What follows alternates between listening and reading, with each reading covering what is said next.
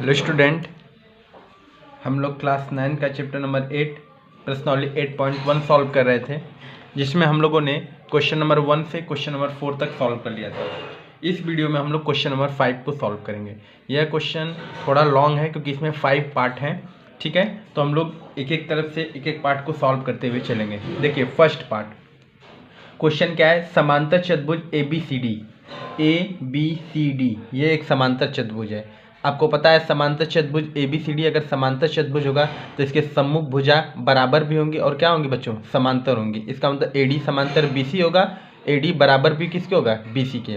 उसी प्रकार AB समांतर CD होगा और AB बराबर भी किसके होगा? CD के। ठीक है, और हमें क्या बोला है? विकर्ण BD। ये जो विकर्ण BD है, समांतर चतुर्भुज का जो विकर्ण BD है, उस पर दो बिंदु हैं P और Q। इस प्रकार रखे गए हैं कि DP बराबर DQ, मतलब ये जो DP है इस BQ के क्या है प्यारे बच्चों? बराबर है। ये हमें दिया हुआ है, तो हमें दर्शाना है पहला पार्ट कि त्रिभुज APD सर्वांगसम है CQB के। त्रिभुज APD मतलब ये जो त्रिभुज है यह सर्वांगसम है किसके? CQB। इस त्रिभुज की क्या है प्यारे बच्चों? सर्वांगसम है। ये हमें सिद्ध करना है। ठीक है, तो फर्स्ट पार्ट लेते हैं। जो हमें सर्वांगसम में सिद्ध करना होता है उसी को हम लेके अपनी प्रूविंग स्टार्ट करते हैं। तो पहला पार्ट लेते हैं, त्रिभुज APD तथा त्रिभुज CQB में। ठीक है, फर्स्ट पार्ट हम लेते हैं त्रिभुज APD तथा CQB में। ठीक है, देखिए APD की AD भुजा, त्रिभुज APD की AD भुजा बराबर किसके है प्यारे बच्चों? BQC या CQB के BC भुजा के। क्या क्यों बराबर है? AD बराबर BC क्यों है? क्यों यह प्यारे बच्चों बराबर है? क्योंकि यह समांतर चतुर्भुज की सम्मुख भुजा है। तो लिख देंगे समांतर चतुर्भुज की सम्मुख, समांतर चतुर्भुज की सम्मुख भुजा, समांतर चतुर्भुज की सम्मुख भुजा आपस में क्या होती हैं? बराबर होती हैं। ठीक है, एक चीज हमें मिल गया है। दूसरा APD की ये जो PD भुजा है, APD की PD भुजा है। देखिए इस त्रिभुज में आ रहा है, जो भी हम भुजा को लेंगे वो सारे त्रिभुज में आते होंगे। देखिए AD इसमें आ रहा है, BC बीच में आ रहा है। तो PD जो ये PD भुजा है वह BQ भुजा के क्या है प्यारे बच्चों? बराबर है। मतलब PD बराबर किसके है? BQ के। रीजन क्या देंगे? ज्ञात है, क्योंकि यह क्वेश्चन में दिया है इसलिए हम क्या लिखेंगे? ज्ञात है। यह पाठ में ज्ञात है। ठीक है, दो चीज मिल गया। अब देखिए प्यारे बच्चों, अगर ABCD अगर समांतर चतुर्भुज होगा तो AD समांतर किसके होगा? BC के। अगर AD समांतर BC के होगा तो ये वाला जो एंगल है इस एंगल के क्या होगा बच्चों? बराबर होगा। रीजन क्या होगा? अंत एकांत कोण से। तो हम लिखेंगे एंगल ADP बराबर है एंगल QBC के, एंगल QBC के। रीजन क्या रखेंगे? अंत एकांत कोण। अंत एकांत कोण से ये क्या हो जाएंगे बच्चों? बराबर हो जाएंगे। तो हमको देखिए तीन चीज मिल गई, दो भुजा एक कोण। तो कौन सा नियम मिल जाएगा? Side angle side. Side angle side से ये दोनों त्रिभुज क्या हो जाएंगे? सर्वांगसम हो जाएंगे। तो लिखेंगे त्रिभुज APD सर्वांगसम है त्रिभुज CQB के। By which region? Side angle side नियम से। साइड एंगल साइड नियम से क्या हो जाएंगे प्यारे बच्चों? सर्वांगसम हो जाएंगे। तो देखिए फर्स्ट पार्ट प्रूफ हो गया। दूसरा क्या है? AP बराबर CQ। तो AP तो इसी सर्वांगसम त्रिभुज की ही भुजा है, और आपको पता है कि जब कोई भी त्रिभुज, दो त्रिभुज सर्वांगसम हो जाते हैं तो उनके जितने भी कोण हैं, जितने भी भुजा हैं, सब आपस में क्या हो जाते हैं? बराबर हो जाते हैं। किस नियम से? CPCT नियम से। तो देखिए APD की AP भुजा, ठीक है, AP भुजा बराबर किसके है? BQC के, CQ भुजा के, CQ भुजा के, या बराबर है। रीजन CPCT नियम से क्या होंगे बच्चों? बराबर हो गए। तो देखिए फर्स्ट और सेकेंड पार्ट दोनों ही हमारा सिद्ध हो गया। देखिए कितना आसानी से हम लोगों ने सिद्ध कर लिया। दो त्रिभुज को सर्वांगसम दिखा दिया, उसके बाद उनके जो भुजा है वह CPCT नियम से हमने क्या कर दिया? बराबर सिद्ध कर दिया। ठीक है, इसको हम लोग समीकरण नंबर 1 मान लेते हैं, क्योंकि इसका हमको कहीं ना कहीं यूज आएगा। ठीक है, क्योंकि हमको देखिए इसके भी अंदर आना है ए पी सी क्यू। तो ठीक है, ए पी बराबर सी क्यू, इसको हम समीकरण नंबर 1 मान लेते हैं। फिर नेक्स्ट थर्ड पार्ट क्या है प्यारे बच्चों, ए क्यू बी। ए क्यू बी मतलब ये त्रिभुज इस त्रिभुज के सर्वांग सिद्ध करना है। तो जो चीज़ हमें सिद्ध करना है उसी को हम लेके अपनी प्रूविंग को स्टार्ट करते हैं, मैंने बताया है। तो ठीक है, तो हम ले लेते हैं त्रिभुज ए क्यू बी तथा त्रिभुज सी पी डी में, त्रिभुज ए क्यू बी तथा त्रिभुज सी पी डी में। अब देखिए ए बी बराबर डी सी, ए बी, ये ए बी जो है वह डी सी या सी डी लिखें एक ही बात है। तो ए बी बराबर क्या हो जाएगा बच्चों, डी सी लिखें या सी डी लिखें एक ही बात है, क्रम भिन्न में से कोई फर्क नहीं पड़ता है। क्यों ये बराबर है, समांतर चतुर्भुज की सम्मुख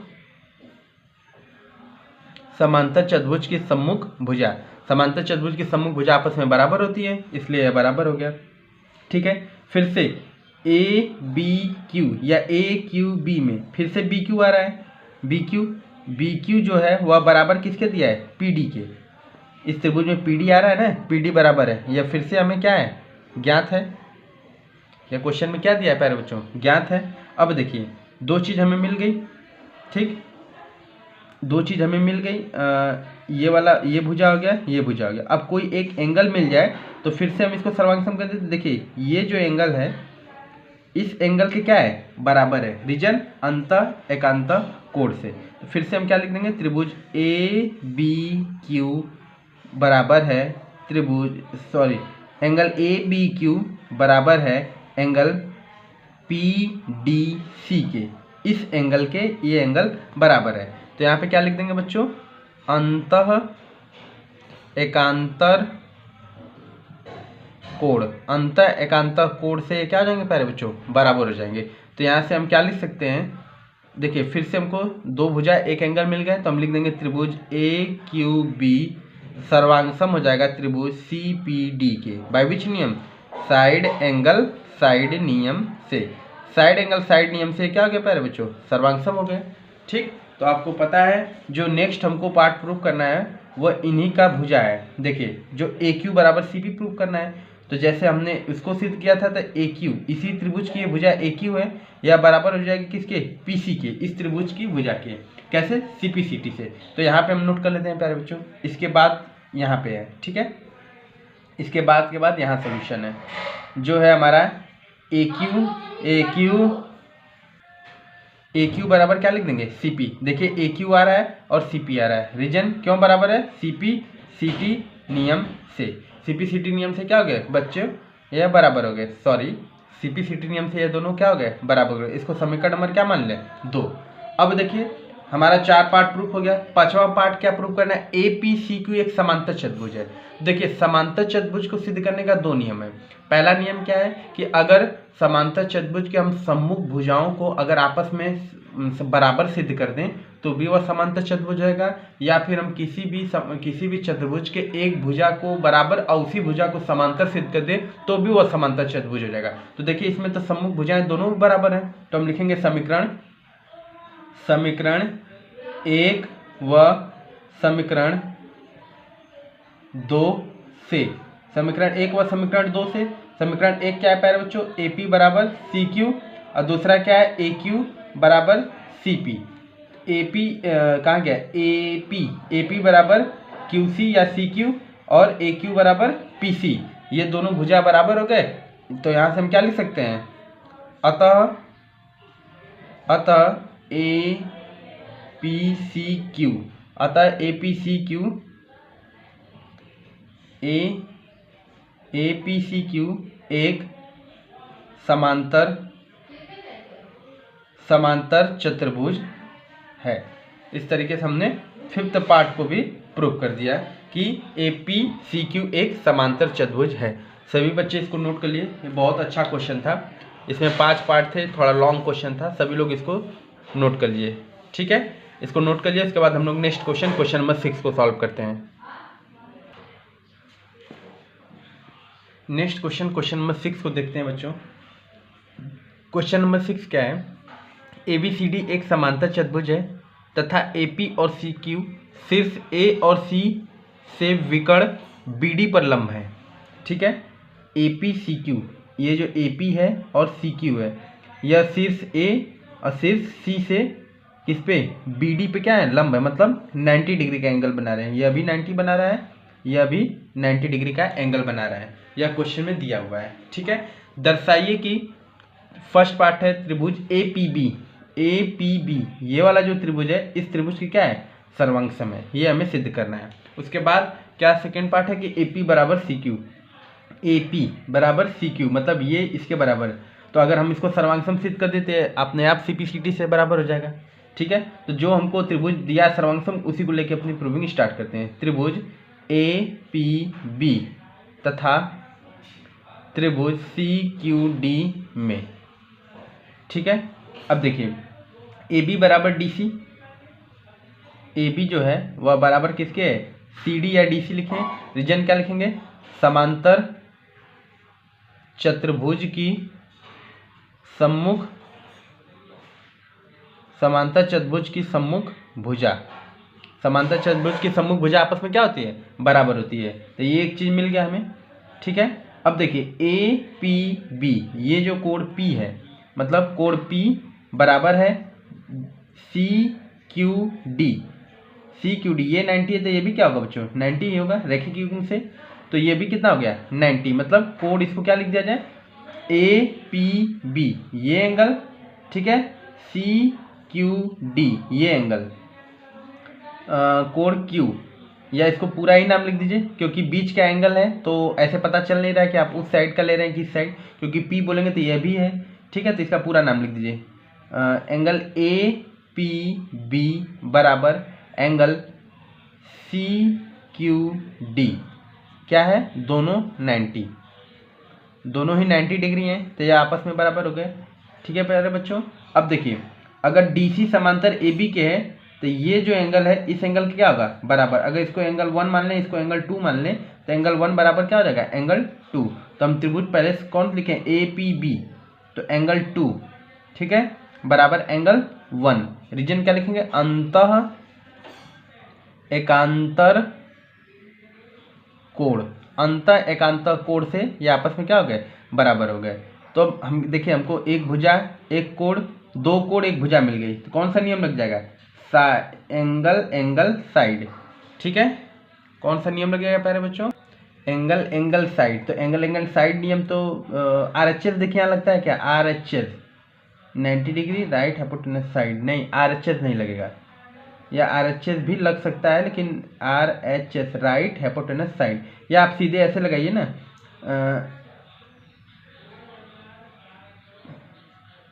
एंगल, ठीक है, ठीक है, तो एंगल साइड,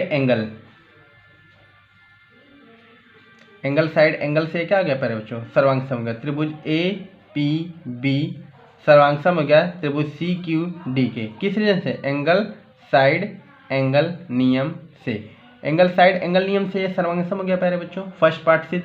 दूसरा पार्ट क्या है, AQ बराबर CQ, तो AP, ये जो AP है वो बराबर CQ अपने आप हो जाएगा, कैसे, CPCT से। तो लिख देंगे AP बराबर CQ, रीजन क्या लिखेंगे, CPCT नियम से क्या हो जाएंगे प्यारे बच्चों, बराबर हो जाएंगे। इस तरीके से हम लोगों ने क्वेश्चन नंबर 6 को भी सॉल्व कर लिया।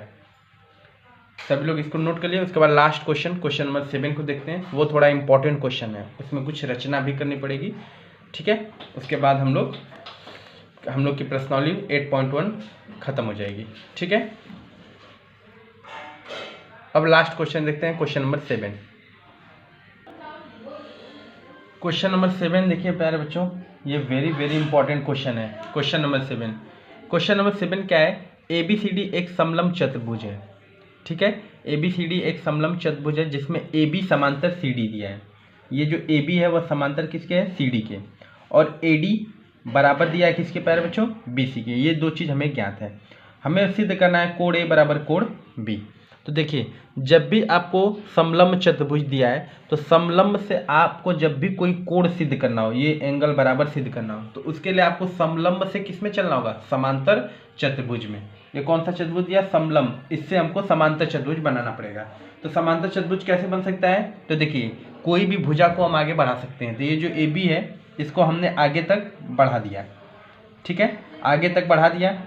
मान लेते हैं यह पॉइंट क्या है, ई है, ठीक है, आगे तक बढ़ा दिया। और उसके बाद ये जो सी है, इस सी को ई से हम ज्वाइन कर देते हैं, सी को ई से ज्वाइन कर देते हैं। अब जैसे ही हमने सी को ई से ज्वाइन कर दिया तो ए ई समांतर डी सी था और ए डी के समांतर हमने ई सी एक रेखा ऐसे ज्वाइन कर दी, ठीक, इसके समांतर खींचा है, इसके समांतर खींचा है, ठीक। तो ये इसके समांतर हो गया और ये इसके समांतर हो गया। इससे क्या हो गया कि ये ए डी सी ई एक समांतर चतुर्भुज हो गया, ठीक है, ए डी सी ई एक समांतर चतुर्भुज। इसको हम लोग मान लेते हैं यह कोण 1 है, यह कोण क्या है बच्चों, कोण 2 है। हम इसको नाम रख लेते हैं, जैसे जरूरत पड़ेगी वैसा हम इसको यूज़ करेंगे। अब देखिए हमने जो किया है रचना, उसको हम लोग को लिखना पड़ता है। तो देखिए पहला पार्ट हम पहले हमें ज्ञात क्या है उसको लिख लेते हैं। ज्ञात है, फर्स्ट पार्ट के लिए ज्ञात है ए बी समांतर सी डी तथा ए डी बराबर बी सी, ठीक है, ये दो चीज़ हमें ज्ञात थी। तो हमने रचना क्या किया, रचना हमने किया कि ये जो ए बी भुजा है उसको हम लोगों ने आगे तक बढ़ाया। ए बी को ई तक बढ़ाने पर, ए बी को ई तक बढ़ाने पर, ए बी को हम लोगों ने ई तक बढ़ाया, ठीक है। जैसे ही हमने ए बी को ई तक बढ़ाया तो इसको इससे ज्वाइन करने पे एक ऐसा चतुर्भुज मिल गया, समांतर चतुर्भुज। तो उससे हमें क्या पता चल गया कि अच्छा ए बी समांतर है डी सी के, तो ए ई भी समांतर होगा, कोई प्रॉब्लम नहीं है। तो हम यहाँ से लिख देंगे ए ई समांतर डी सी। जो समांतर है वह बराबर भी है, मतलब यह बराबर है, समांतर चतुर्भुज में समूह भुजाएं बराबर भी होती हैं। तो ए ई समांतर डी सी तथा ए ई बराबर डी सी, ठीक है। इस सब को हम समीकरण नंबर फर्स्ट मान लेते हैं, ठीक है। उसके बाद ई सी को हमने समांतर किसके खींचा है, ए डी के, तो हम यहाँ लिख देंगे ए डी समांतर किसके हो गया, ई सी या सी कुछ भी लिख सकते हैं, तथा जो समांतर है वह बराबर भी था, तो ए डी बराबर ई सी। इसको हम क्या लिख दें, समीकरण नंबर 2। अब हम ये देख रहे हैं कि समीकरण नंबर 1 व समीकरण नंबर 2 से हम देख रहे हैं कि ए डी सी ई कैसा चतुर्भुज दिख रहा है हमको, समांतर चतुर्भुज, क्योंकि इसकी सम्मुख भुजाएं बराबर समांतर दोनों ही हैं। तो हम यहाँ लिख सकते हैं समीकरण 1 व समीकरण 2 से, समीकरण 1 व समीकरण 2 से, ठीक है, समीकरण 1 व समीकरण 2 से, समीकरण 1 व समीकरण 2 से हम क्या कहेंगे प्यारे बच्चों कि ए डी सी ई एक समांतर चतुर्भुज है। कैसा चतुर्भुज है, ए डी सी ई एक समांतर चतुर्भुज है, ये हम लोगों ने सिद्ध कर दिया है, ठीक, कि ए डी सी ई एक समांतर चतुर्भुज है। अच्छा ठीक है, समांतर चतुर्भुज हमने सिद्ध कर दिया। अब देखिए प्यारे बच्चों हमें क्या ज्ञात था कि ए डी जो है वह बी सी के बराबर है, तो हम लिख देंगे ए डी बराबर है किसके, बी सी के, ये हमें ज्ञात है, ज्ञात है ना, क्वेश्चन में पहले ही से दिया है कि जो ए डी है वह बी सी के बराबर है, ठीक है। अच्छा ए डी किसी और के भी बराबर था, ए डी ई सी के भी बराबर था, तो ए डी अगर बी सी के बराबर है और ए डी ई सी के बराबर है तो ए डी की जगह हम ई सी लिख सकते हैं क्या, बिल्कुल लिख सकते हैं, ए डी की जगह क्या लिख सकते हैं, ई सी बराबर बी सी। क्यों ऐसा कर रहे हैं, चूँकि ए डी जो है वह बराबर किसके, ई सी के, कोई दिक्कत नहीं है, लिख सकते हैं, आसानी से लिख सकते हैं प्यारे बच्चों। इसको इस जो इक्वेशन है इसको हम लोग कौन सा इक्वेशन मान लें, समीकरण नंबर 3 मान लें, ठीक है। अब देखिए हमने क्या सिद्ध कर दिया है कि ये जो ई सी है, यह जो ई सी भुजा है वह बी सी के क्या है, बराबर है, हमने ये सिद्ध कर दिया। तो हम इस त्रिभुज में अब आ जाते हैं, तो इसका नाम लिख देते हैं त्रिभुज, या इधर ही लिखते हैं त्रिभुज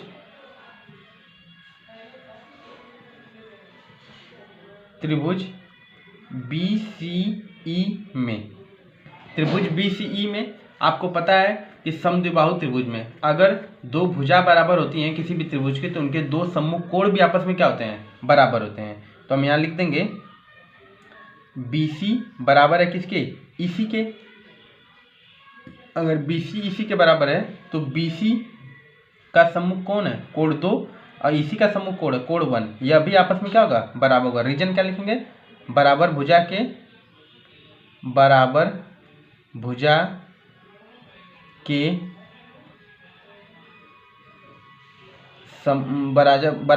के सम्मुख कोण बराबर होते हैं। ठीक है, बराबर भुजा के सम्मुख कोण आपस में बराबर होते हैं। कोण 2 बराबर कोण 1 हो गया। हम लोगों ने ये भी सिद्ध कर दिया। ठीक है प्यारे बच्चों, ये देखिए। ठीक, अब देखिए ये हमने सिद्ध कर दिया कि कोण 1 बराबर है कोण 2 के। ठीक है, अच्छा ये देखिए, ये एक सीधी रेखा है, समांतर चतुर्भुज है, ये एक सीधी रेखा है। तो सीधी रेखा पे ये एंगल कितने डिग्री का बनेगा, ये एंगल 180 डिग्री का बनेगा। रीजन रैखिक युग्म। ठीक है, तो आप लोग यहाँ तक नोट करिए, उसके बाद इसको हम रफ करेंगे, फिर हम नेक्स्ट पेज पे इसको करते हैं क्योंकि यह क्वेश्चन थोड़ा लंबा जाएगा। ठीक है, यहाँ तक सभी लोग नोट कर लिए प्यारे बच्चों।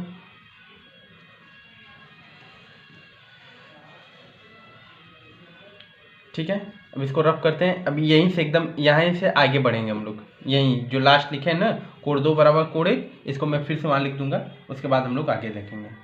ठीक है,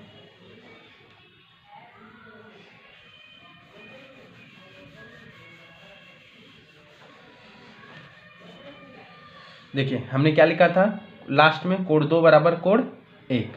ये कैसे लिखा था, बराबर भुजा के जो बराबर कोण है वो आपस में बराबर होते हैं। ये देखिए कोण 1 और कोण B, अगर इनको अगर जोड़ेंगे बच्चों, इनका अगर सम करेंगे तो कितना आएगा। देखिए इसका नाम रख देते हैं कुछ, या इसको B रहने दीजिए। अगर इसको जोड़ेंगे, इनका योग करेंगे तो कितना आएगा, 180 डिग्री के बराबर होगा। रीजन क्या होगा, रैखिक युग्म। तो हम यहाँ लिख सकते हैं कोण 1 प्लस कोण B बराबर 180 डिग्री। रीजन क्या लिखेंगे बच्चों, रैखिक युग्म। क्या लिखेंगे, रैखिक युग्म। ठीक है, अब देखिए अगर कोण 1 और कोण B अगर 180 है तो कोण 2 और कोण A भी 180 होगा। रीजन क्या होगा, अब इसमें समांतर चतुर्भुज वाला नियम लग जाएगा। यह समांतर चतुर्भुज है तो समांतर चतुर्भुज के एक ही ओर के अंतः कोणों का योग कितना होता है, 180 डिग्री होता है। तो लिखेंगे चूंकि AD समांतर है किसके, EC के, तथा AE एक तिर्यक रेखा है। AE एक तिर्यक रेखा है, तो आपको पता है तिर्यक रेखा के एक ही ओर के अंतः कोणों का योग कितना होता है, 180 डिग्री। तो कोण A प्लस कोण 2 बराबर 180 डिग्री। यहाँ रीजन क्या लिखेंगे, समांतर चतुर्भुज के एक ही ओर के अंतः कोणों का योग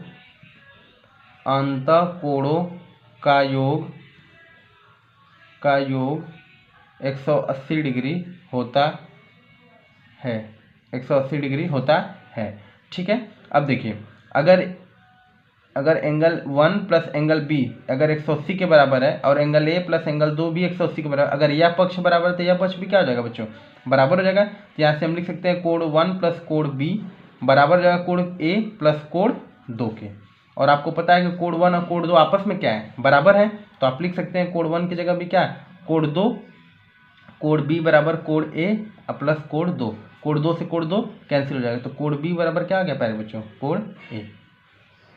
सिद्ध हो गया। फर्स्ट पार्ट हमने क्या कर दिया, सिद्ध कर दिया कि कोण B जो है वह बराबर है किसके, कोण A के। हमने बहुत आसानी से इसको सिद्ध कर दिया प्यारे बच्चों, सभी लोग इसको नोट कर लीजिए। फिर उसके बाद हम लोग सेकेंड पार्ट को सिद्ध करते हैं। फर्स्ट पार्ट हमने सिद्ध कर लिया, ठीक है। अब सेकेंड पार्ट सिद्ध करते हैं, इसको रफ करते हैं प्यारे बच्चों।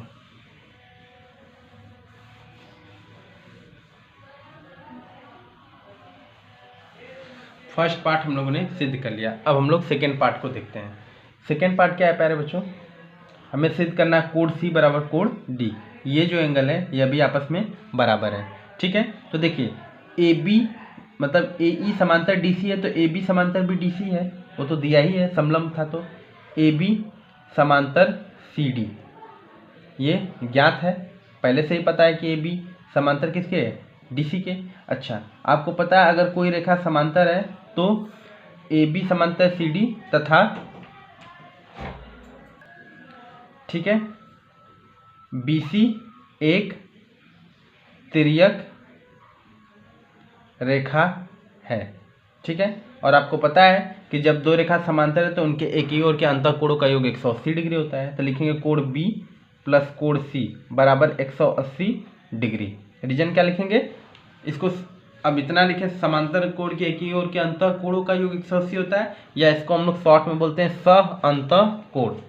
क्या बोलते हैं प्यारे बच्चों, सह अंतः, ठीक है, सह अंतःकोण। सह अंतःकोण से कोण बी कोण सी की क्या हो गया, मतलब कोण बी कोण सी का सम कितना होता है 180। अच्छा, कोण ए प्लस कोण डी इनका भी सम कितना हो जाएगा 180 डिग्री। सेम रीजन होगा सह अंतःकोण, सह अंतःकोण से यह बराबर है, यह भी एकदम क्लियर है। अब देखिए अगर इसकी तुलना करें तो ये 180 के बराबर, अगर इसका आरएचएस साइड 180 है तो यह भी आपस में बराबर हो जाएगा। लिखेंगे कोण बी प्लस कोण सी बराबर जाएगा कोण ए प्लस कोण डी के।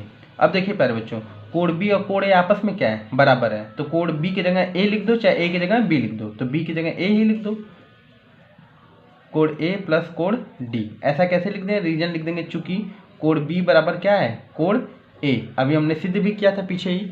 तो देखिए कोण ए से कोण ए कैंसिल हो जाएगा, तो कोण सी बराबर क्या आ गया कोण डी। देखिए कोण सी बराबर कोण डी। हम लोगों ने सेकेंड पार्ट को भी प्यारे बच्चों प्रूव कर लिया, ठीक है। नोट कर लिए, बहुत अच्छा क्वेश्चन है, बहुत बढ़िया क्वेश्चन है। अब देखिए जो हम लोगों ने रचना पाठ किया था वह रचना हम लोगों ने सिर्फ फर्स्ट और सेकेंड को सिद्ध करने के लिए किया था। अब इस रचना की कोई जरूरत नहीं है, मतलब थर्ड पार्ट में, फोर्थ पार्ट तो थर्ड से ही सिद्ध हो जाएगा, तो इस रचने की कोई जरूरत नहीं है। तो इसको हम लोग रफ कर देते हैं, ठीक है। रचना को हम लोग क्या कर देते हैं प्यारे बच्चों, रफ कर देते हैं। फिर से फिगर बना लेते हैं, क्योंकि अब इस पार्ट में रचना की कोई जरूरत नहीं है, मतलब जो हमको बुक में फिगर गिवन था उसी फिगर को हम लोग बना लेते हैं, ठीक है। तो इसको सेकेंड पार्ट को हम लोग रफ करते हैं,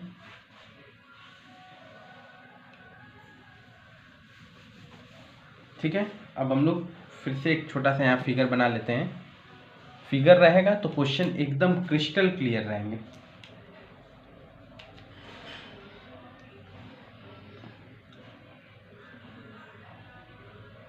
देखिए ये क्या था, ए बी सी डी, यही था क्वेश्चन। हमें फिगर मतलब जो हमारे एनसीईआरटी बुक्स में दिया है यही फिगर ज्ञात था, ठीक है। अब देखिए हमको त्रिभुज ए बी सी, त्रिभुज ए बी सी, तो ए बी सी को सर्वांगसम दिखाना है। तो ए बी सी, तो ए बी सी तो यहाँ बना नहीं है, तो हम यहाँ पे मतलब विकर्ण को खींच लेते हैं, विकर्ण तो है नहीं। तो देखिए ए बी सी के लिए हमको एक यहाँ से रेखा खींचनी पड़ेगी। जो रेखा आप खींचा करिए ना वह डॉटेड खींचा करिए, मतलब जो आप बाहरी रेखा अपने प्रूविंग रूबिंग के लिए कर रहे हैं उसको डॉटेड लाइन से खींचा करिए, इससे अच्छा रहता है, डॉटेड लाइन से खींचा जाता है, ठीक है। उसके बाद बी डी की भी जरूरत है, तो बी डी को भी आप डॉटेड लाइन से खींच दीजिए। अब देखिए हमें त्रिभुज A B C third part सिद्ध करना है। त्रिभुज ए बी सी, ये वाला जो त्रिभुज है वह बी ए डी, इस त्रिभुज के हमें सर्वांगसम सिद्ध करना है। देखिए प्यारे बच्चों जो दिया है बस उसी से प्रूविंग शुरू कर दीजिए।